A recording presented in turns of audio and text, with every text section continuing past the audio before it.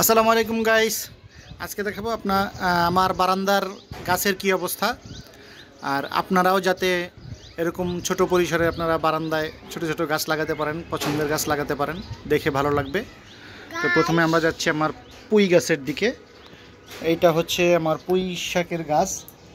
এটা হচ্ছে মানে আমি সিম্পল নর্মাল একটা করছি। এই যে তেলের বোতল, বাসায় যে 5 লিটার তেলের বোতল আনি, সেই তেলের বোতল কেটে আমি জাস্ট পুঁই শাকের বিচি লাগাইছি। একবার আমি খেয়েছি, আবার লাগিয়েছি, আবার হয়েছে। এটাতে লাগিয়েছিলাম আসলে আলু গাছ, আলু হয়েছিল, আলু খেয়েছিলাম, কিন্তু এবার আলু উঠিয়ে আমি এখান থেকে 2টা পুঁই গাছের চারা এখানে গিয়ে লাগিয়েছি। এরপরে দেখাবো ফুলের গাছ। এটা হচ্ছে আমাদের ফুলের গাছ, 3টা ফুল ফুটেছে।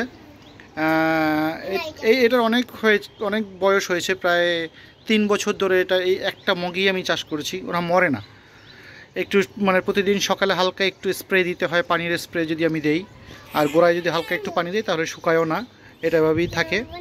এরপরে এই দিনে হচ্ছে মাঝখানে প্রায় 7-8 মাস ধরে কোনো ফুল ফুটে নাই, শুধু গাছ ছিল, এখন আবার ফুল ফুটতেছে। সো এবং গাছে অনেকগুলো কলি আছে, আপনারা যদি খেয়াল করেন দেখতে পারবেন, এগুলো আস্তে আস্তে ফুটবে। এরপরে আছে হচ্ছে আমার একটা নাগামরিচ গাছ, বা আমাদের বরিশালের ভাষায় বলে বোম্বাই মরিচ গাছ।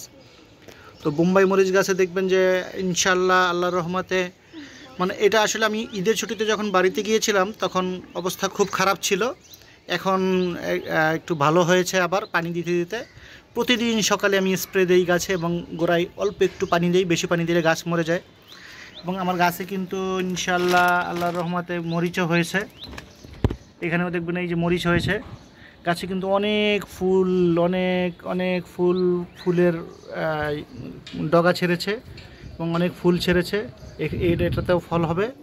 আশা করি আপনারা সবাই এরকম ছাদে ছোট্ট শখের বাগান করতে পারেন। সবাইকে আন্তরিক ধন্যবাদ জানাই।